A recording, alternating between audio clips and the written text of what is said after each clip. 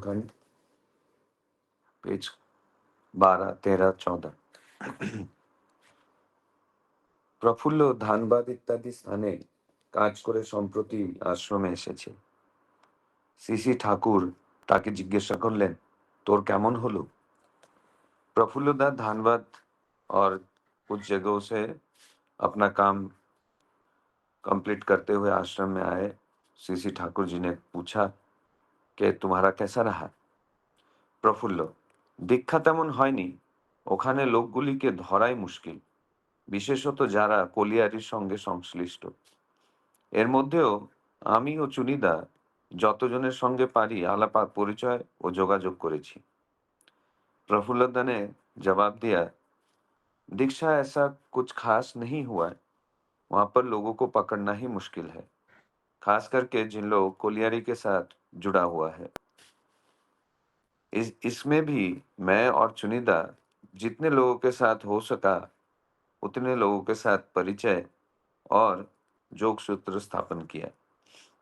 আসবার আগে সাতকড়ি বন্দ্যোপাধ্যায় নামক একজন বিশিষ্ট বাঙালি কলিয়ারি প্রোপ্রাইটরের সঙ্গে ঠিক করে এসেছি, আশ্রমের কাজের জন্য যত কয়লা প্রয়োজন তিনি বিনামূল্যে দেবেন, তবে ওয়াগনের ব্যবস্থা রেল কর্তৃপক্ষকে ধরে আমাদের করতে হবে।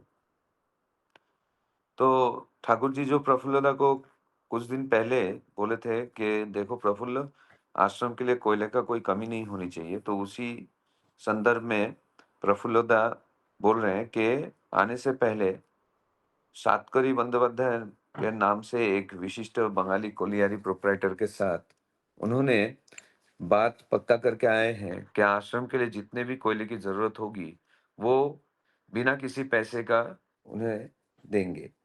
लेकिन वॉगन का जो जुगाड़ है वो एक कोई রেল কর্মচারীকেও পকড়কর করনা পড়েগা। সুশীলদা আমাকে লিখেছিলেন তার কাছ থেকে লিখে আনতে যে এখনই আমাদের জন্য 2 ওয়াগনের মতো কয়লা প্রস্তুত আছে, তিনি ওয়াগন পেলে দিতে পারেন। तो सुशीला ने प्रफुल्लदा को लिखकर भेजे थे कि ये जो रेल कर्मचारी है उनके पास से ये लिख कर लाने के लिए कि उनके पास 2 वॉगन के जैसा कोयला तैयार है, सिर्फ वॉगन अगर है तो वो कोयला लेके आ सकते हैं। অমন্তর চিঠি রেল কর্তৃপক্ষকে দেখালে নাকি এখন দুখানা ওয়াগন পাওয়া যেতে পারে। ऐसी चिट्ठी अगर रेल कर्मचारी को दिखाया जाए तो 2 वॉगन मिल सकता है। আমি সেই কথা তাকে বলায় তার অফিসের প্যাডে তিনি ওই মর্মে একখানি চিঠি টাইপ করে प्रोप्राइटर हिसाबे নিজের नाम सही করে দিয়েছেন। ये बात कहने पर जो रेल कर्मचारी थे वो अपने ऑफिस के पैड में, मतलब ऑफिस के लेटर हेड में ठीक उसी तरीके से चिट्ठी लिखकर प्रोप्राइटर के जगह पे खुद का नाम से साइन करके वो चिट्ठी दिया। সুশীলদাকে সে চিঠি দিয়েছি, তাই মনে হয় ওয়াগনের ব্যবস্থা করতে পারলে কয়লার জন্য ভাবতে হবে না। सुशीला को वही चिट्ठी मैंने दिया है और मुझे ऐसा लगता है कि वॉगन का व्यवस्था होने पर कोयले के लिए हमें सोचना नहीं पड़ेगा। ভদ্রলোক খুব ভালো, আপনার কথা খুব आग्रह भरे सुनतें। जो रेल कर्मचारी है वो बहुत अच्छे इंसान है और आपकी बात बहुत आग्रह सहित सुनते हैं। সিসি ঠাকুর, তাহলে তো ভালোই হয়েছে, এদের সঙ্গে যোগাযোগ রাখতে হয়। তুই যা বললি তাতে তো মনে হয় 25 वॉगन কয়লা বছরে পাওয়া কঠিন কথা নয়। सीसी ठाकुर कहने लगे, ये तो बहुत अच्छी बात है, इनके साथ हमेशा जोगाजोग रखना चाहिए। तू जिस तरह से बोल रहा है, मुझे लगता है साल में 25 वॉगन कोयला मिलना कोई कठिन बात नहीं है। সুশীলদা ওয়াগনের জন্য যা করবার করবে, আর তোরা লক্ষ্য রাখবি कोयलार जोगान जाते बंद ना হয়। सुशीलदा वॉगन के लिए जो करना है वो तो करते रहेंगे, तुम लोग ये लक्ष्य रखना कि कोयले की जोगान बंद नहीं होनी चाहिए। এমনভাবে মানুষের সঙ্গে ডিল ব্যবহার করা লাগে যাতে মানুষ তোমাদের দিতে পেরে ধন্য বোধ করে। इस तरह मनुष्य के साथ व्यवहार करना चाहिए जिससे मनुष्य तुम्हें देकर खुद को धन्य धन्य समझे। আবার তোদের জন্য যেভাবে যতখানি পারো তা করবে और इसी तरीके से उनके लिए तुम जितना सामर्थ हो सकता है उतना उनके लिए करना। মানুষগুলিকে মুখ্য করে ধরো, তাদের জিনিসগুলিকে নয়। मनुष्य को तुम मुख्य करो, उनके सामान को नहीं। তাহলে দেখবে কিছুরই অভাব হবে না। তো দেখোগে कोई भी चीज का अभाव नहीं होगा। অহরহ একটা জ্বলন্ত ক্ষুধা থাকা চাই প্রাণে, যে প্রত্যেকটা মানুষের কতটা ভালো করতে পারি। हमेशा अपने मन में एक ज्वलंत भूख रहनी चाहिए कि मैं हर इंसान का भला कैसे कर सकता हूँ। এই অনুসন্ধিৎসু থাকলে किंतु করার অন্ত নেই। अगर ये इच्छा मन में हमेशा रहेगा तो करने की कोई শেষ नहीं है। प्रफुल्ल, করার सामर्थ्य আমাদের কতটুকু? प्रफुल्लदा ने पूछा कि करने की सामर्थ्य हमारे कितनी है? सीसी ठाकुर, কোনো মানুষই একক নয় পৃথিবীতে। তোমার হাত পা ছড়ানো রয়েছে চারদিকে। सीसी ठाकुर कहने लगे कि कोई भी मनुष्य इस पृथ्वी में अकेला नहीं है। तुम्हारा हाथ पैर फैला हुआ है चारों तरफ। ভালোবেসে সেবা দিয়ে যতজনকে আপন করে নিতে পারবে, তাদের প্রত্যেককে দিয়ে আবার পরস্পরের সেবা করতে পারবে। प्यार के साथ सेवा देकर तुम जितने लोगों को अपना लोगे, उतने ही लोगों के बीच में फिर एक दूसरे को सेवा दे सकते हो। এই কারবারে फेल পড়বার ভয় নেই কখনোই। पूंजी तुम्हारे अफुरंत। इस कारोबार में फेल होने की कोई डर नहीं है तुम्हें। और तुम्हारे पास जो पूंजी है वो अफुरंत है। अफुरंत मतलब जो खत्म नहीं हो सकता है। इतना पूंजी है तुम्हारे पास। তবে সে পুঁজি हाथे आनते হবে खेटे पीटे। लेकिन ये पूंजी जो है, ये अगर तुम्हें हाथ में लाना है तो तुम्हें मेहनत करना होगा। অলস বা স্বার্থপর হলে আর পারবে না। ইষ্টার্থী ও অনলস কর্মা হলে সব দরজা তোমাদের খোলা।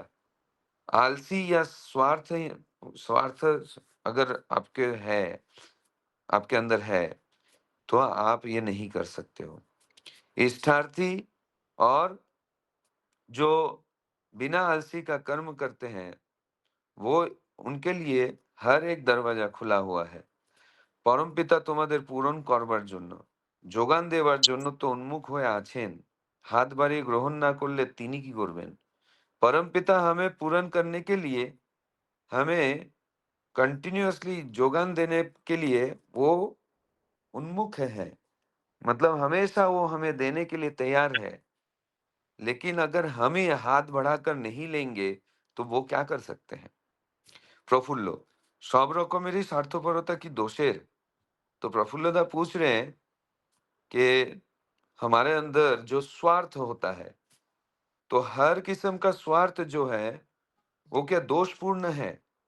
सीसी ठाकुर, যে স্বার্থপরতার মধ্যে ইষ্ট স্বার্থ ও বৃহত্তর পরিবেশের স্বার্থের স্থান নেই, যে স্বার্থের সঙ্গে ইষ্টার্থ ও সামগ্রিক স্বার্থের যোগ সঙ্গতি নেই, যে স্বার্থ বিচ্ছিন্ন ও স্বতন্ত্র রকমে চলতে চায় অন্যের স্বার্থকে ক্ষুণ্ণ করে, সেই স্বার্থপরতা বা স্বার্থই दोष दुष्ट।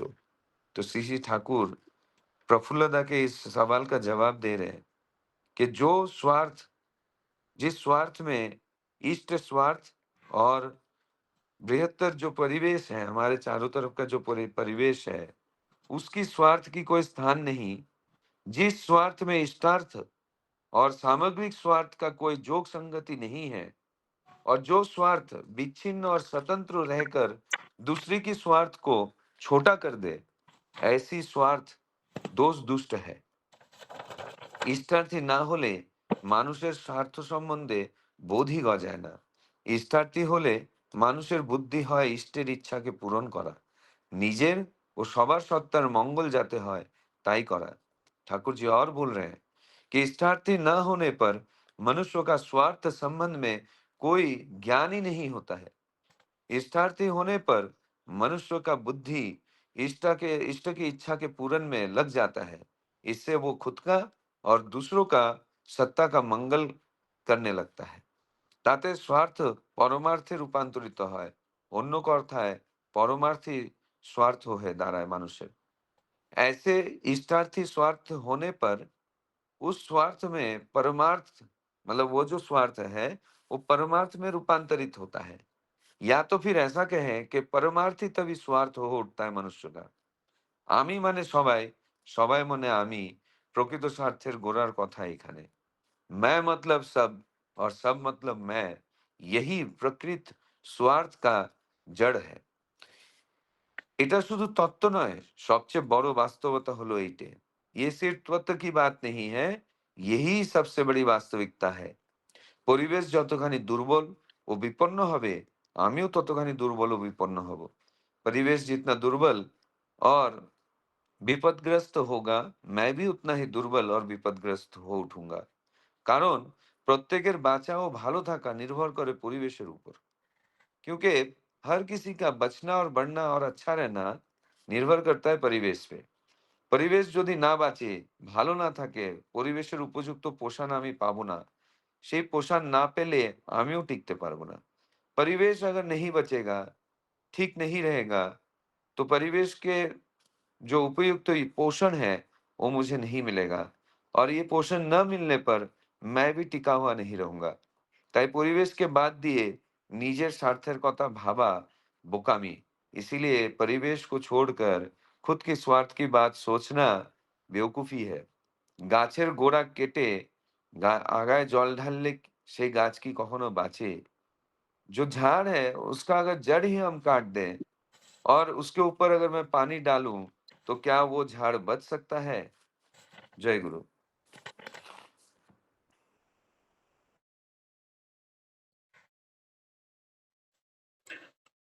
जय गुरु। वंदे पुरुषोत्तमम, वंदे पुरुषोत्तमम, वंदे पुरुषोत्तमम। सूरज दा बहुत सुंदर भाव से जो डेली उसका वॉइस मैसेज एक दिन पहले भेजते हैं ग्रुप में, फिर आज इसको सुबह हम लोग पढ़ते हैं और इसको पढ़ते जा रहे हैं। मैं मन में सोच रहा हूँ ये खत्म नहीं हो, मतलब इतना सुंदर लगता है ठाकुर जी का बातें को। अभी तक हम लोग बंगाली में था, इसलिए एक उसको नेग्लेक्ट बोल सकते हैं, जो एक भाषा को नहीं सीख के ठाकुर जी का आइडियोलॉजी, ठाकुर जी का पूरा दर्शन शास्त्र को हम टोटल जान नहीं पा रहे थे। जो भी कान में सुनते, कोई तो कतिपय सत्संग जाते थे, तब ठाकुर जी का बातें कोई कुछ उल्टा पुल्टा बोला तो उसको सुन के आते हैं, फिर उसी को सत्य मानते हैं। बट ठाकुर जी का जो मुंह वाला बातें हैं, जो गाइडलाइन वो मुंह से बोले हैं हमारा जीवन को उद्धार करने के लिए, कि जब हम ये ठाकुर जी का आलोचना प्रसंग पढ़ते हैं तो मालूम पड़ता है। हमारा आज शायद तेलंगा कल भी ज्वाइन किए थे, आज भी ज्वाइन किए। तेलंगा जय गुरु।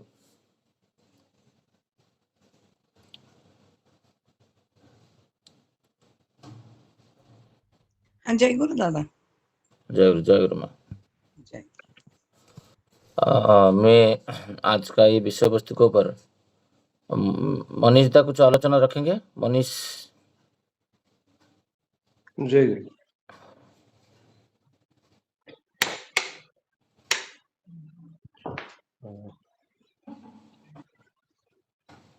सबको जय गुरु। आज की ये जो बात है, ये बहुत गुरुत्वपूर्ण बात है।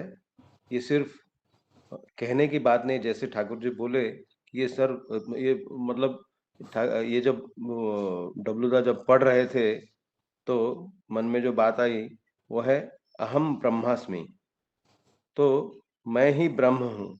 लेकिन सत्यानुसरण में ठाकुर जी ने एकदम क्लियर बोला है कि अहम ब्रह्मास्मि तभी कहो जब वो भाव तुम्हारे अंदर आए, नहीं तो सब कुछ खत्म हो जाएगा। तो आज की जो बात है उसमें वही बात जो प्रफुल्लदा धनबाद गए थे, वहाँ कोयले के लिए बात किए। वहाँ पर एक विशिष्ट व्यक्ति जो है, प्रोपराइटर जो है, मतलब जो कोलियारी, जो कोयले का खदान जो है, या कोयले का आगार बोल सकते हैं, जहाँ पर कोयला, मतलब वो जो कोयले का व्यवसाय करते हैं, ऐसे एक व्यक्ति बोले कि मैं 2 वैगन कोयला जो है दे दूंगा, लेकिन यहाँ से लेके जाने का व्यवस्था आपको करना होगा।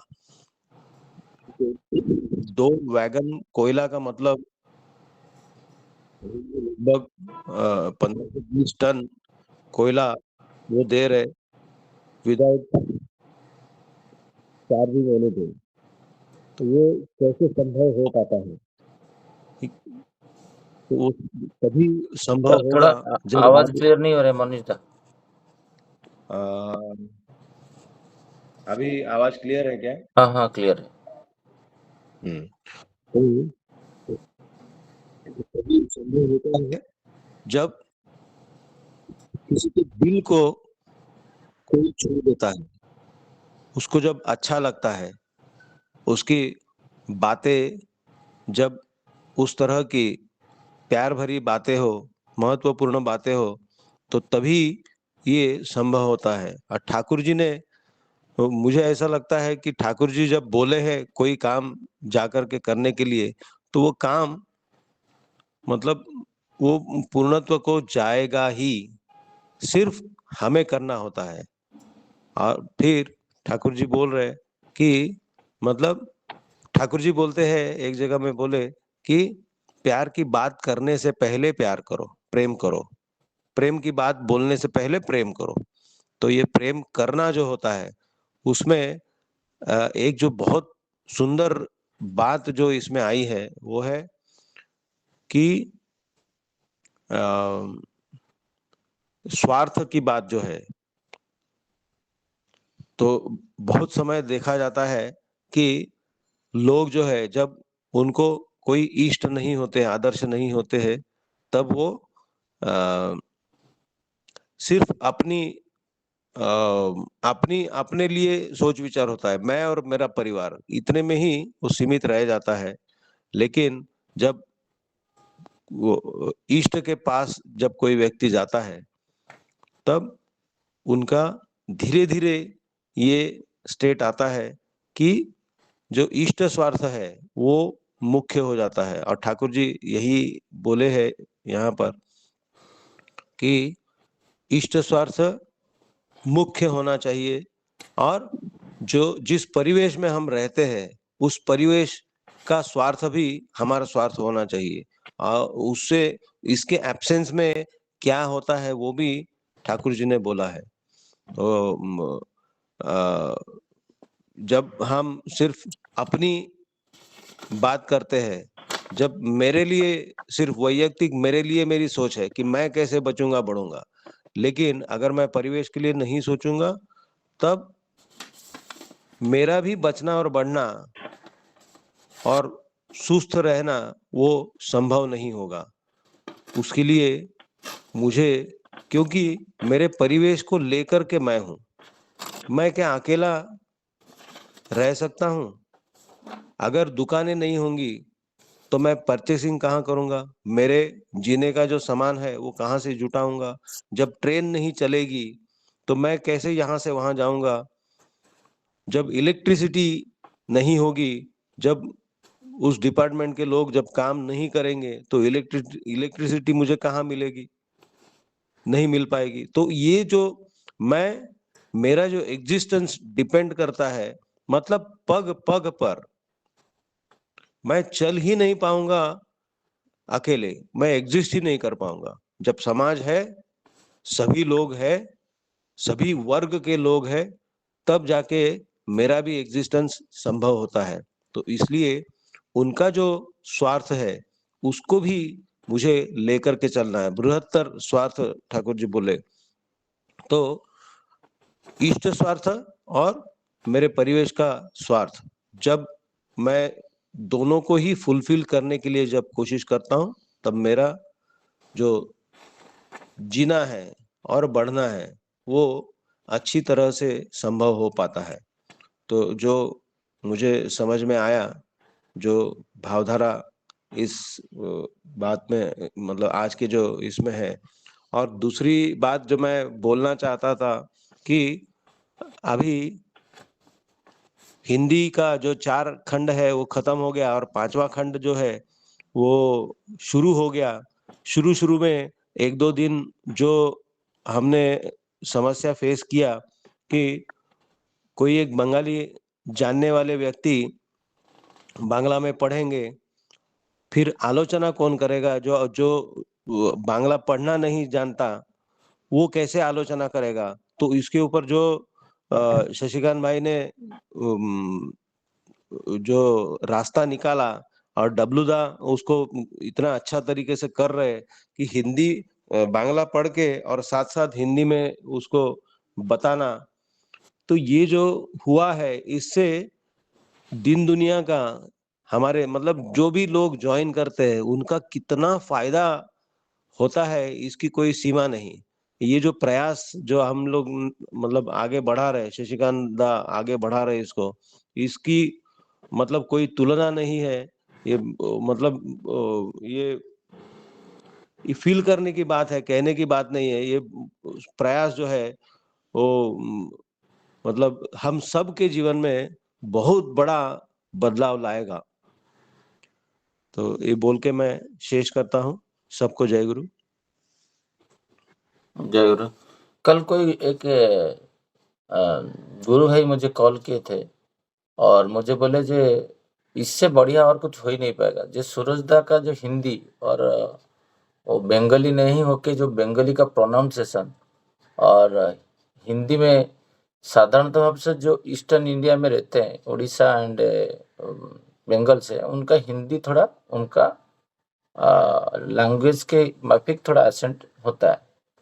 तो बट सूरजदा का हिंदी और बंगाली बहुत इतना परफेक्ट है और विद इन जैसे स्टेनोग्राफर होता है with in fraction of second उसी को सारे शब्दावली ऐसे सोचते नहीं इसका अर्थ क्या हो सकता है, वो जैसे बंगाली पढ़ते हैं वैसे हिंदी सिमिलर में।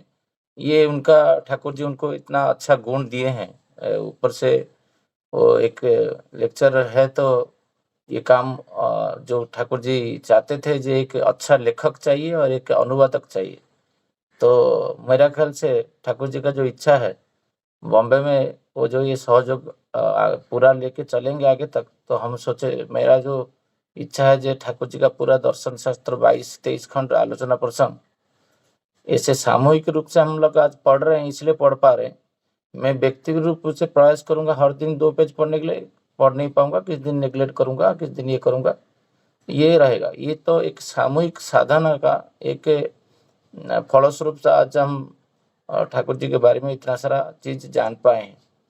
यहाँ पर एक चीज मैं जब सूरजदा पढ़ रहे थे मैं सोच रहा था एक चीज जे ठाकुर जी को जब प्रफुल्लदा, यहाँ पर प्रफुल्ल लिखा हुआ है और मैं मन में सोच रहा हूँ जे सूरजदा उसको प्रफुल्लदा बोले और तुरंत सूरजदा उसको प्रफुल्लदा बोले, क्योंकि प्रफुल्लदा खुद के नाम पे आगे तो भाई नहीं लिखेंगे। जैसे हम लोग कोई लिस्ट डालते हैं तो शशिकांत दास लिखते हैं, शशिकांत दास दा नहीं लिखते हैं व्हाट्सएप में। सिमिलर वे जो संकलित है जो लेखक है प्रफुल्लदा यहाँ पर खुद का नाम प्रफुल्ल लिखे और जहाँ पर दूसरा प्रफुल्ल दास एक थे ठाकुर जी का परमूर्ति में वो ऋतिक बने थे, उनके नाम के आगे प्रफुल्ल दास लिखे। तो यहाँ पर श्री श्री ठाकुर जी का जो बोलते थे प्रफुल्लदा जे ठाकुर जी कोयला के बारे में जो इतना सारा दायित्व दिए हैं वहां पर, क्योंकि उसी से सब कुछ एनर्जी क्रिएट होता था, तब इलेक्ट्रिसिटी नहीं था।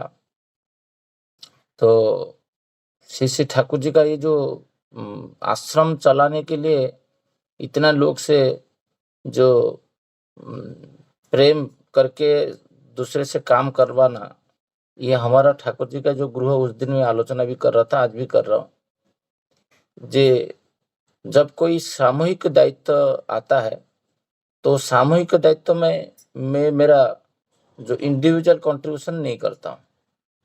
जो मेरे से क्या हो सकता है, ये जो प्रफुल्लदा पूछे हैं जे पूजनीय अविंदा सपोज बोले जे यहाँ पर मैं एक डिस्क्लेमर देके बात करूंगा और बाकी सब लोग को भी अवगत कर दूं।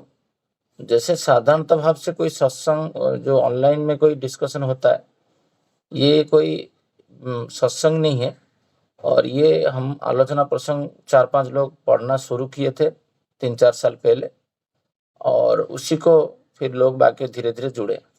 और ये जो आज का आलोचना में भी नॉन गुरु भाई जो दीक्षा नहीं लिए वो भी है। कल भी मेरा जगन्नाथ कमेटी का भी रंजन नायडू दा ज्वाइन किए थे, बहुत सारा मेरा ऑफिस लोग भी ज्वाइन करते हैं, मेरा सोसाइटी से ज्वाइन करते हैं।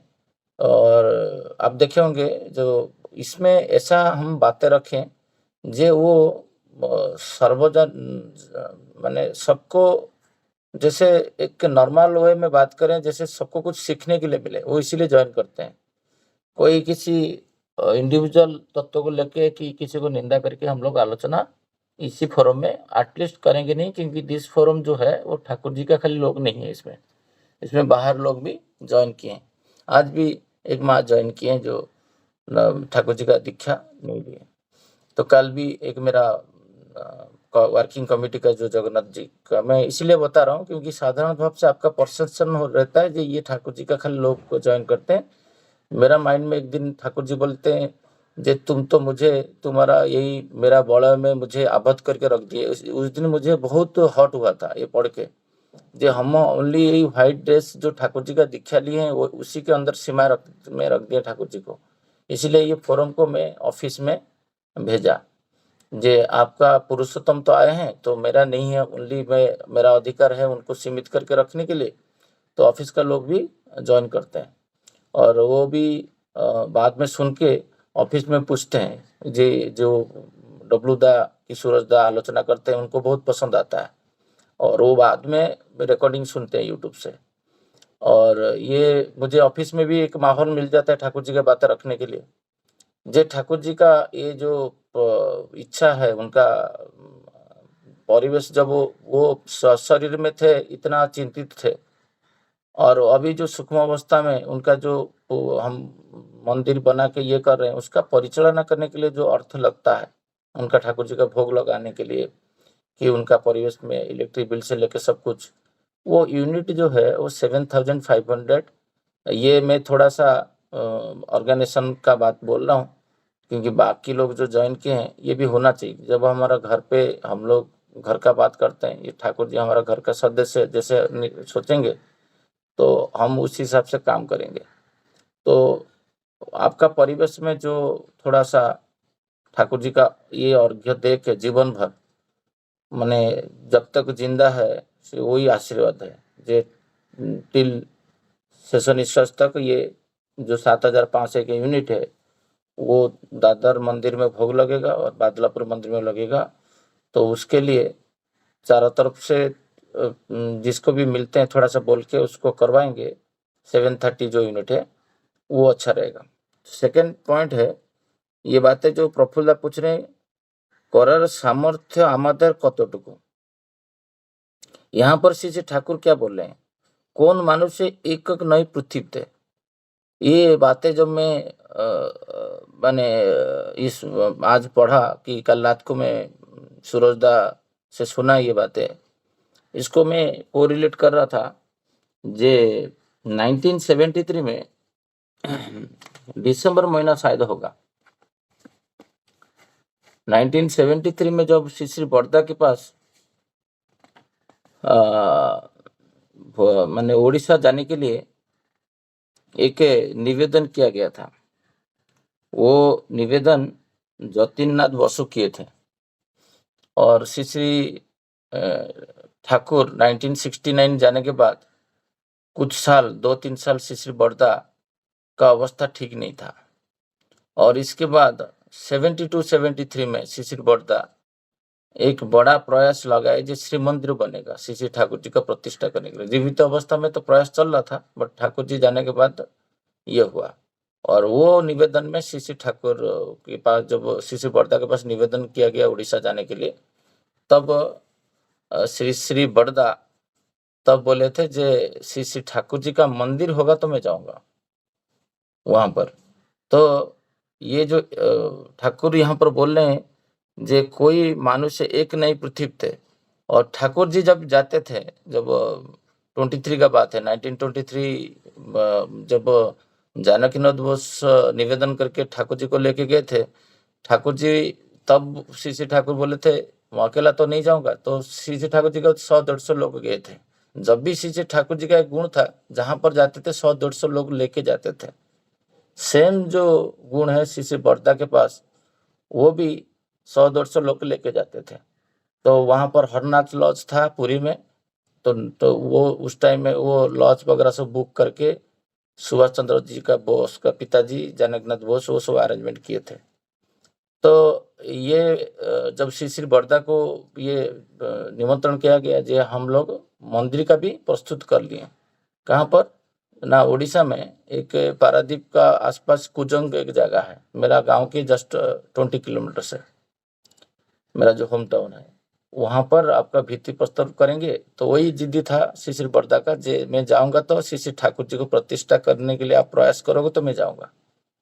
तब जतिन दा जब निवेदन किए वो भी हो गया, तो श्री बर्दा, मैं थोड़ा ओडिया में पढ़ता हूँ, तब वो बोलते हैं ये है बुक्स है उत्कल भूखंडे श्री श्री बर्दा। अभी 31 दिसंबर 2024 में श्री श्री बर्दा के पास, श्री श्री पूज्यपाद आचार्य देव के पास ये बुक्स उन्मोचन हुआ था देवघर में। वहां से उन्मोचन के टाइम में मैं वहां पर एक पुस्तक वहां से लेके डायरेक्ट लेके आया था। जे श्री श्री बर्दा बोल रहे हैं, मोर ओडिया में करके फिर इसको मैं ट्रांसलेट करता हूँ।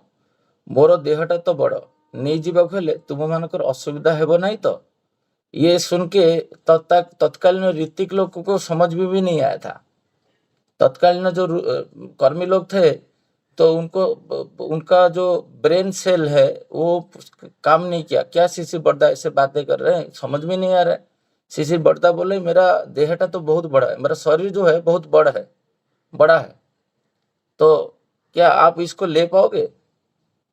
सुनो, श्री श्री ठाकुर जी का बातें ये जो लिखा हुआ है 13 पेज में, और यहाँ पर शिशिर बर्दा का बातें मैं सोच रहा था, ये है आपका पेज नंबर 9 में जो पढ़ा 1973 का शिशिर बर्दा का लीला के संबंध में लिखा गया।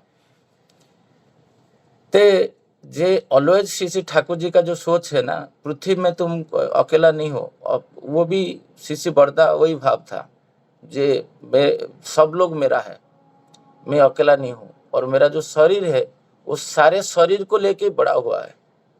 उनका शरीर मोटा था इसलिए नहीं बोल रहे थे मैं मोटा हूँ, मुझे ले पाओगे कि नहीं। वो उनको जतिनदा तब तो साधक थे, जतिनदा वो समझ गए, वो तुरंत बोले, जतिनदा कर जोड़ करके बोले जे आपका कोई असुविधा नहीं होगा, आपके साथ जितना लोग है आप सब लेके जा सकते हो। देखो उत्तर क्या होता है, यही होता है भक्त का लक्षण। जे श्री ठाकुर बोल रहे हैं इधर, जे आप अकेला नहीं हो, आपका सामर्थ्य से प्रफुल्ला, आप क्यों छोटे सोच रहे हो, आपके साथ कोई नहीं है, आप अकेला कर रहे हो, ये हो रहे हो। पृथ्वी आपके साथ में है, आपका हाथ फैला हुआ है, आपके पैर फैला हुआ है। और तब श्री बर्दा के साथ 50-100 लोग निकले, और ये 50-100 लोग में मैं जब पढ़ा ये पूज्यपाद श्री आचार्य के पास निवेदन हो रहा था, मैं जाके जो लेखक है ऋषिकेश सेनापति और उनके साथ मिला था, और मिलके जब पूछा इसे, मैं उस दिन मेरा आँख से पानी आ गया था। वो जितना सारे श्री बर्दा के बातें किए हैं, जो कितना कष्ट किए हैं। जब गाड़ी रहता था 100 लोग के लिए बिना कांदा लहसुन का खाना, तब कोई एक गुरु भाई नहीं है, कोई एक सोस्टेन होल्डर नहीं है, क्या खाएंगे। श्री रंगामा ये जो पाव रोटी पाव बोलते थे, और एक एक केला देके सबको खिला के फिर गाड़ी चलाते थे। तो ऐसे 3 दिन 4 दिन 4 दिन 5 दिन बिना खाद्य खा के वो ट्रैवल किए सत्संग जगत को खड़ा करने के लिए, प्रतिष्ठा करने के लिए। आज हम उसका आनंद ले रहे हैं। तो श्री बर्दा जब ये बातें रखें तो मैं आश्चर्य हुआ। जो हम प्रफुल्ला का भी बातें कर रहे थे, प्रफुल्ला हमारा गांव में गए हैं जस्ट 10 किलोमीटर दूर में। तो मैं तो आश्चर्य लगा उस दिन सुन के, ये तुमको पता है तुम्हारे गांव के पास प्रफुल्ला जाके आलोचना करके आए थे। तो मुझे दिखा है वो बुक नंबर जो श्री बर्दा का 9 पेज में लिखा हुआ है, उसमें वो मुझे बोल रहे थे जे तब जो भी जो आए थे अमेरिका से कैरिब्रेस, वो भी तुम्हारा गांव में गए हैं। मुझे आश्चर्य हुआ, मुझे तो पता नहीं सब चीज ना। हमारा दुर्बलता क्या है पता है, मतलब क्या। तो ऋषिकेश दा मुझे बोले थे जे ठाकुर ठाकुर हम बोलते हैं, वो ठाकुर जी बोलते हैं मेरा दर्शन को कोई पढ़ने के लिए प्रयास नहीं करता है। मुझे जानने के लिए मेरा साहित्य को पढ़ो, और मेरा साहित्य और मेरा में कोई अंतर नहीं है। तो हमारा जो लिटरेचर ठाकुर जी का जो आइडियोलॉजी है, और हम ठाकुर जी का जीवन काल में वो तो प्रैक्टिकली करके गए हैं, और वो थ्योरी में पढ़ा हुआ है उसको भी पढ़ने के लिए हमारा आलस्य है। वो सबसे कमजोरी वही है। मुझे ऋषिकेश उस दिन बोल रहे थे जे तुम शशिकांत बंगाली तुमको पता है, मतलब थोड़ा थोड़ा भी सीख रहा हूँ ना, तुरंत बंगाली सीखिए, क्योंकि तुम्हारा जो एज है वो एज में एकदम बंगाली सीख के पढ़ लेना चाहिए था 22 खंड आलोचना प्रसंग। मतलब मैं तो 22 खंड क्या, मैं तो 3 खंड ओनली पढ़ा हूँ ओडिया में ना। वही तो दुर्बलता है। तब 30-40 साल तक, 40 साल में एक व्यक्ति पूरा ठाकुर जी का जीवन ही पढ़ ले, कुछ तो याद रहेगा 5-10%, उसको तो लेके फैमिली में इम्प्लीमेंट कर पाएगा। और वो 100 लोग को लेके चल सकता है, 1000 लोग को लेके चलता है, जब ठाकुर जी का आइडियोलॉजी को पसंद करेगा कि लेके जाएगा, सीखेगा। तब वो कतिपय बातें किए तो मुझे बहुत पसंद आया। जैसे तुम बोले जो उत्कल भूखंड वही वाला, आज तो जाके निवेदन करेंगे, तुम किसी को तीन मुझे 3 बुक्स दिए, तो बोला आप 2 और किसी को देना। तो मैं एक विकास भाई को दिया और एक मैं एक ऋतिक देवता को यहाँ पर लोकली दिया।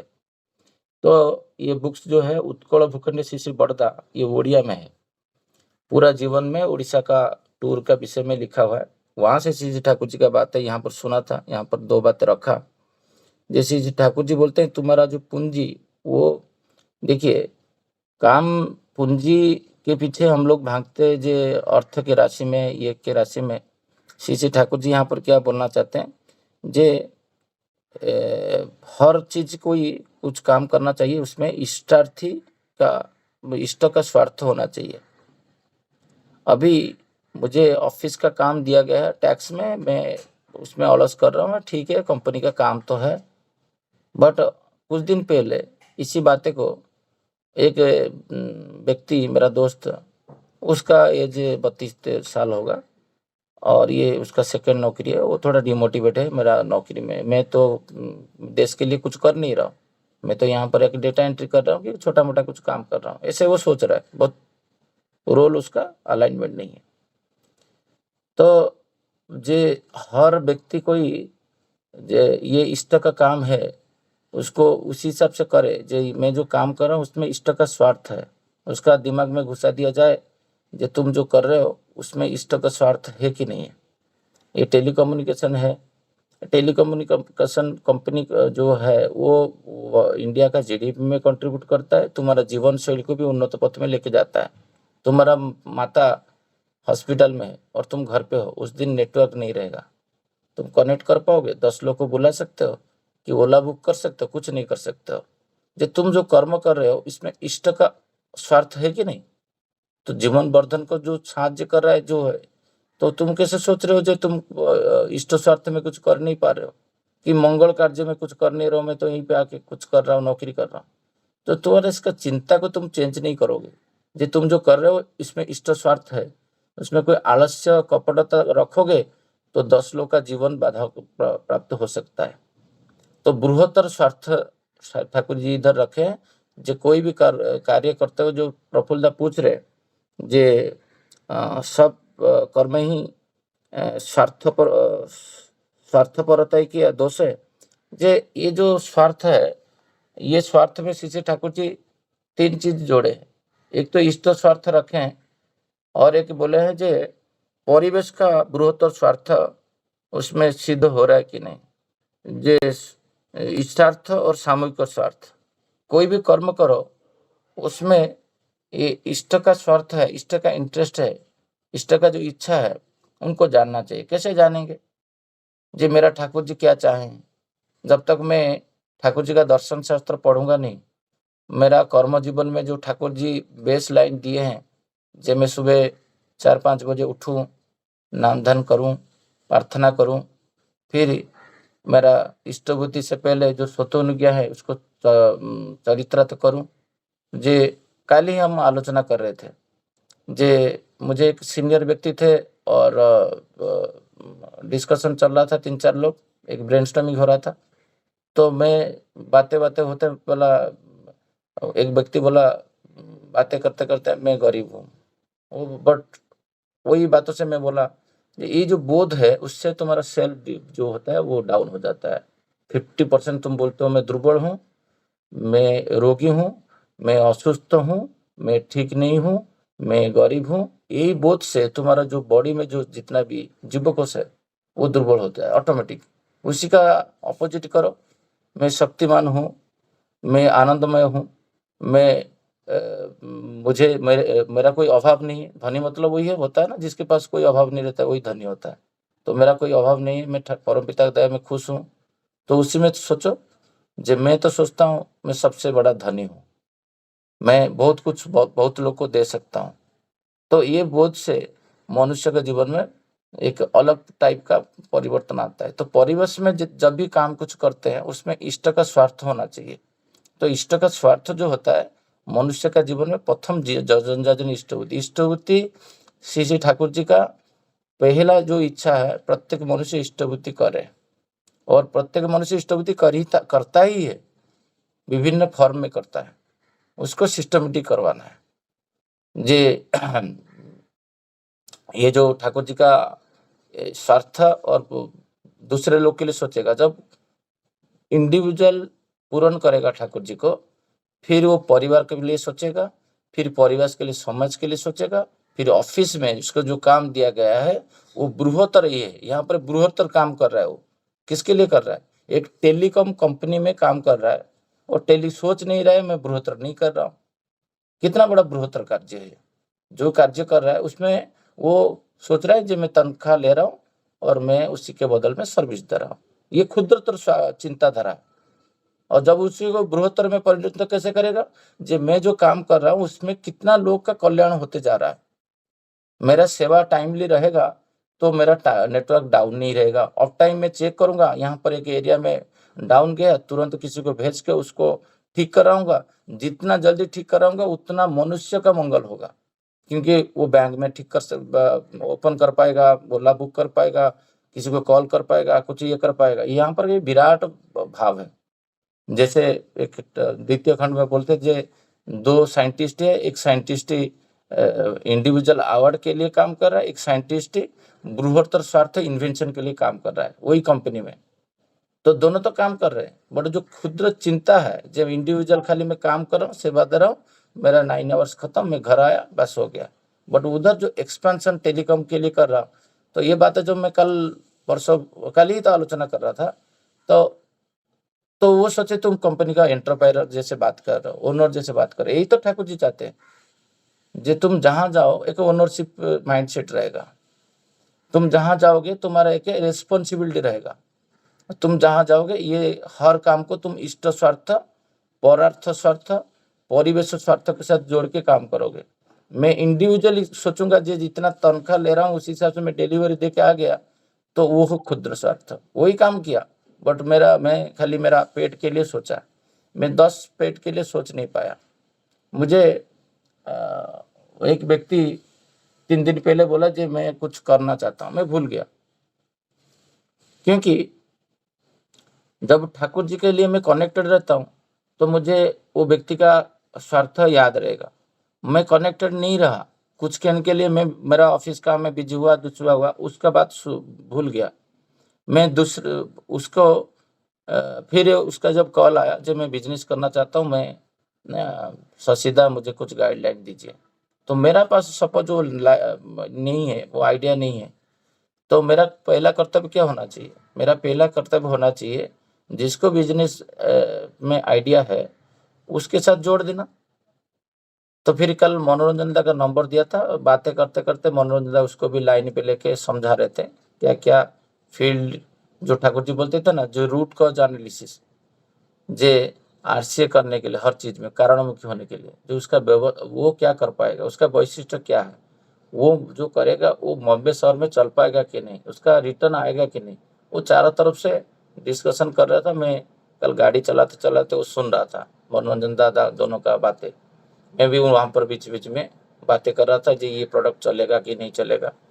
जे हर चीज में अब जब ठाकुर जी इधर बोल रहे যে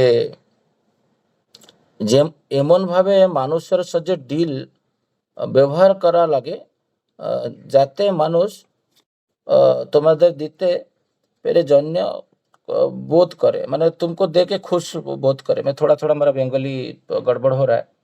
जे ये बोध रहना चाहिए जे मैं कुछ भी कर रहा हूँ जो उसके बदल में उसका इंडिविजुअल स्वार्थ मेरा कुछ होना नहीं चाहिए। जे मैं सपोज LIC बेच रहा हूँ, किसी के साथ गुरु भाई से डील कर रहा हूँ, जो अल्टीमेट गोल है मैं एक LIC एजेंट एक पॉलिसी देके उसको आओ, ये जो सीसी ठाकुर जी बोलते हैं जो तुम्हारा बुद्धि होना चाहिए जे इसके अंदर में उसको कैसे मंगल के पथ पे लेके जाऊं, कैसे उसको इष्ट के साथ जोड़ दूं, ये बोध हो रहे नहीं से उसके साथ तुम इतना काम करो जे तुमको दे के वो तृप्त अनुभव करे। ये बातें सीसी ठाकुर यहाँ पर बोलना चाहते हैं। मुझे कोई एक फेसबुक में कोई कॉमन फ्रेंड में देखा, हिमांशु दास ठाकुर जी का एस्पायर है हिमांशु साहू।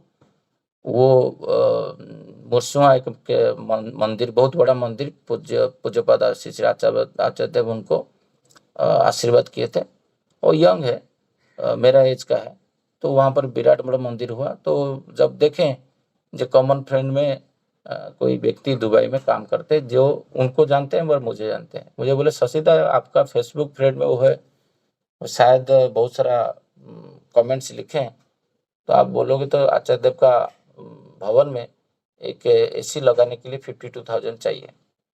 तो यहाँ पर बात कर रहा हूँ, बोला ठीक है, मैं आप रहिए, मैं करता हूँ।